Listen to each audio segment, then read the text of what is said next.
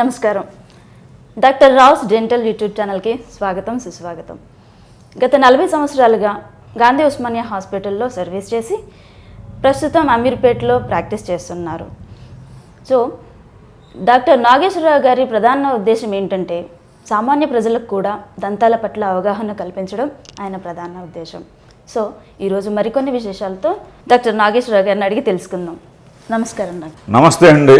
చిగుళ్ళ వ్యాధి ఉన్నవాళ్ళు మాట్లాడేటప్పుడు ఎదుటి వాళ్ళకి దుర్వాసన వస్తుందా? అలా రావడానికి గల కారణాలు ఏంటో మా వ్యూస్ కొంచెం తెలియచేయగలరా?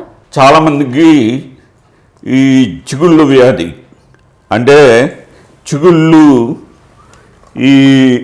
ఇవన్నీ ఎర్రగా ఉన్న భాగం అంతా చిగుళ్ళు అన్నమాట.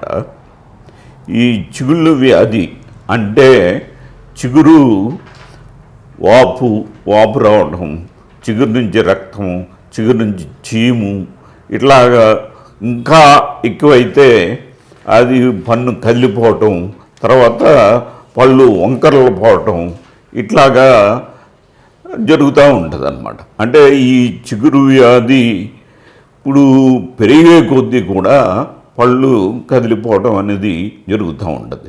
మనం ఆహారం తినేటప్పుడు ఈ పళ్ళు కదిలిపోయిన పళ్ళు, ఇట్లా కదిలిపోయిన పళ్ళు ఈ మధ్యలో ఆహారం ఇరుక్కుపోయి అది ఏమవుతుందంటే బ్యాక్టీరియా వల్ల కుళ్ళిపోతుంది. అంటే ఈ పంటికి మధ్యలో ఎక్కువ గ్యాప్ ఉండటం వల్ల చాలామందికి గ్యాప్స్ కూడా ఉంటాయి. ఆ గ్యాప్ ఉండటం వల్ల ఆ గ్యాప్లో ఆహారం ఇరుక్కుపోయి అవి బ్రష్ చేసినా కానీ బయటికి రావు అన్నమాట.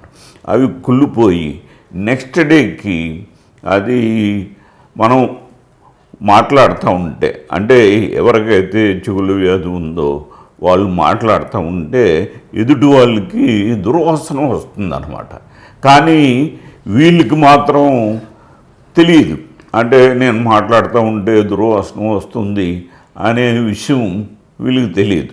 కాబట్టి ఆ విషయాన్ని గమనించి ఏమాత్రం చిగుళ్ళు వ్యాధి ఉన్నా తప్పనిసరిగా వాళ్ళు మాట్లాడితే ఎదుటి వాళ్ళకి దుర్వాసన వస్తుంది అని గమనించాలి.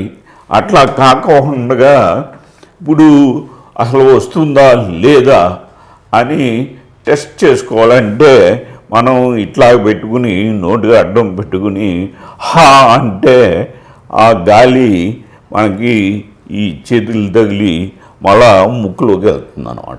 అట్లాగా వెళ్ళినప్పుడు అది ఆటోమేటిక్గా వాసన ఏ విధమైన వాసన వస్తుందా అన్నది, దుర్వాసన వస్తుందా, మంచి వాసన వస్తుందా అన్నది తెలుస్తుంది. కాబట్టి ఈ విషయాన్ని గమనించవలసిందిగా కోరుతా ఉన్నా. ఈ వీడియో మీకు నచ్చినట్లయితే షేర్ చేయండి, లైక్ చేయండి, సబ్స్క్రైబ్ చేసుకోవడం మర్చిపోకండి. నమస్కారం.